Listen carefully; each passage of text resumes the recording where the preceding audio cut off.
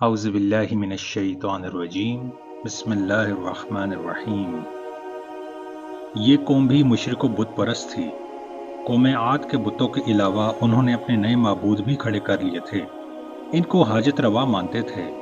یہ عاد کی قوم کی شاخ میں سے تھے، اس لیے بڑے بڑے محلات بنانے کی ہوس میں ایک دوسرے سے آگے بڑھنا ان کے شب و روز کا مشغلہ تھا۔ تکبر و غرور کی بیماری ان میں عام تھی۔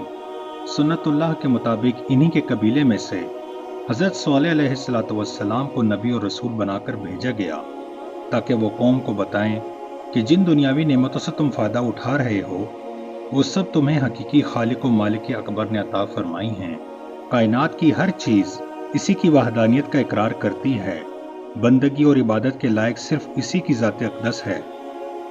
حضرت صالح علیہ السلام ان کو بار بار سمجھاتے رہے، لیکن قوم پر اس کا کچھ اثر نہیں ہوا، بلکہ وہ حیران ہو کر کہتے تھے کہ کیا ہماری ہی بستی کے ایک انسان کو نبی بنا کر بھیجا گیا اور اس پر اللہ تعالیٰ کی وحی اور ہدایت اترتی ہے؟ اگر ایسا ہوتا تو ہم اس کے زیادہ حقدار ہیں۔ جیسے جیسے حضرت صالح علیہ السلام ان کو نصیحت کرتے، ان کی مخالفت بڑھتی جاتی۔ اگرچہ کچھ غریب اور کمزور لوگ ایمان لے آئے، مگر قوم کے سردار، رئیس زادے، بڑے بڑے سرمایہ دار باطل پرستی پر قائم رہے اور انہوں نے خدا کی نعمتیں پا کر شکر گزاری کا راستہ نہیں اپنایا، بلکہ کفران نعمت کرتے ہوئے حضرت صالح علیہ السلام کا مذاق اڑاتے رہے اور کہتے تھے کہ اے صالح، اگر ہم باطل پر ہوتے اور اللہ کی مرضی کے خلاف کام کرتے تو آج ہمارے پاس یہ مال و دولت، سرسبز کھیت، ثمر آور باغات، میٹھے پانی کی نہریں، بلند و بالا عمارات، عالیشان محلات اور یہ شان و شوکت کیوں ہوتی؟ تم خود اپنے کو اور اہل ایمان کو دیکھو اور ان کی تنگ دستی اور زبوحالی پر غور کر کے بتاؤ کہ ہم سے خدا کے پیارے کون ہیں، ہم یا تم؟ قوم سمود جب حضرت صالح علیہ السلام کی تبلیغ سے بیزار ہو گئی تو اس کے بڑے بڑے سرداروں نے قوم کی موجودگی میں مطالبہ کیا کہ اے صالح، اگر واقعی تو خدا کے رسول ہے تو ہمیں کوئی نشانی دکھا تاکہ ہم تجھ پر ایمان لے آئیں۔ حضرت صالح علیہ السلام نے ان سے پوچھا کہ وہ کس قسم کی نشانی چاہتے ہیں۔ قوم نے کہا، ہمارے سامنے والے پہاڑ میں سے ایک اونٹنی ظاہر کرو جو گا بھن ہو اور فوراً بچہ دے۔ قوم کے اس بے جا مطالبے پر آپ نے بارگاہ الہی میں دعا کی اور اسی وقت سب کے سامنے پہاڑ یا پتھر سے ایک اونٹنی نکل آئی اور اس نے بچہ دے دیا۔ یہ واقعہ دیکھ کر سرداروں میں سے جندہ بن عمرو نے فوراً اسلام قبول کر لیا اور کچھ دوسرے سردار بھی ایمان لے آئے۔ باقی سرداروں اور عوام کو مندروں کے پجاریوں نے جھوٹے دلاسا دے کر ایمان سے باز رکھا۔ حضرت صالح علیہ السلام نے قوم کے تمام افراد سے کہا کہ دیکھو، یہ نشانی تمہارے طلب کرنے پر آئی ہے۔ اللہ تعالیٰ کا یہ فیصلہ ہے کہ پانی پینے کی باری مقرر ہو، ایک دن پانی اونٹنی کا ہوگا اور دوسرے دن تمام قوم کے جانوروں کے لیے ہوگا۔ خبردار کسی طرح بھی اس خدا کی نشانی کو نقصان نہ پہنچے، اگر ایسا ہوا تو تمہاری خیر نہیں۔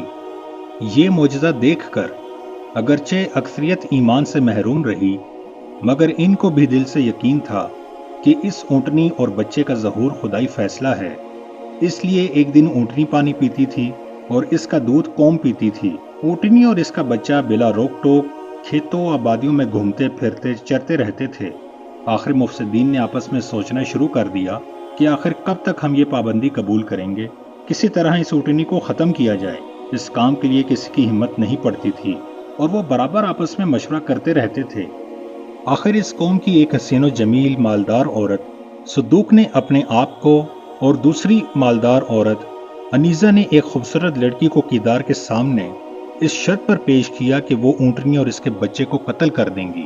علامہ سید محمود آلوسی لکھتے ہیں کہ دوسرے 7 افراد بھی ان کے ساتھ شامل ہو گئے۔ اس طرح کل 9 افراد نے منصوبہ بنایا کہ جب اونٹنی چراہ گاہ میں جائے گی اس وقت اسے ہلاک کر دیں گے۔ چنانچہ یہ افراد گھات لگا کر بیٹھ گئے۔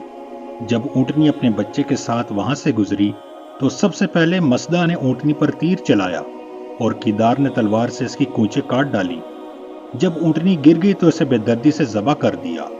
بقیہ 7 افراد بچے کی طرف پلٹے۔ بچہ چیختا ہوا پہاڑی کی طرف دوڑا۔ پہاڑ پھٹ گیا اور وہ اس میں چھپ گیا۔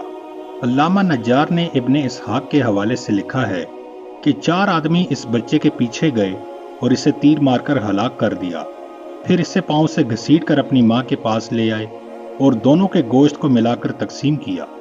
حضرت صالح علیہ السلام کو جب یہ خبر پہنچی تو افسوس کرتے ہوئے قوم سے مخاطب ہوئے کہ آخر وہی ہوا جس کا مجھے خطرہ تھا، اب خدا کے عذاب کا انتظار کرو جو 3 دن بعد تم کو تباہ کر دے گا۔ اس کا آغاز اس طرح ہوگا کہ پہلے دن تمہارے چہرے زرد پڑ جائیں گے اور دوسرے دن سرخ ہو جائیں گے اور تیسرے دن کالے ہو جائیں گے، چنانچہ ایسا ہی ہوا۔ مفسدین کے اسی گروہ نے آپس میں طے کیا کہ ہم صالح علیہ السلام اور ان کے اہل و عیال کو بھی قتل کر ڈالیں، چنانچہ اپنے اس منصوبے کو عملی جامہ پہنانے کے لیے وہ پہاڑ کے اس غار کی طرف گئے جہاں حضرت صالح علیہ السلام اپنے اہل و عیال و مومنین کے ساتھ عبادت الہی میں مصروف تھے۔ جب یہ لوگ اس پہاڑ کی وادی میں پہنچے تو اللہ کے حکم سے پہاڑ کے دونوں حصے مل گئے اور یہ درمیان میں ہلاک ہو گئے۔ بعض مورخین نے لکھا ہے کہ فرشتوں نے ان پر پتھر برسائے اور ان کے سر کو کچل کر ہلاک کر دیا۔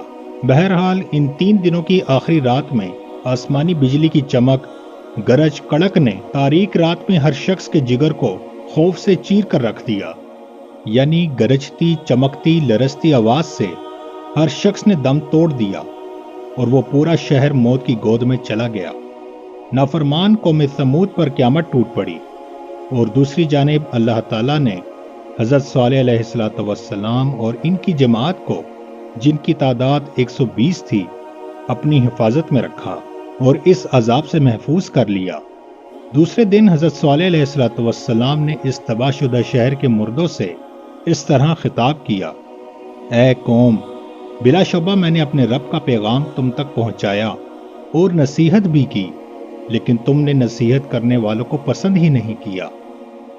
اگر آپ کو ہماری یہ ویڈیو پسند آئی ہے تو اسے لائک کریں، چینل کو سبسکرائب کریں اور دیے گئے کامنٹ باکس میں اپنی رائے کا اظہار کریں۔ اللہ پاک ہم سب کا حامی و ناصر ہو، آمین ثم آمین۔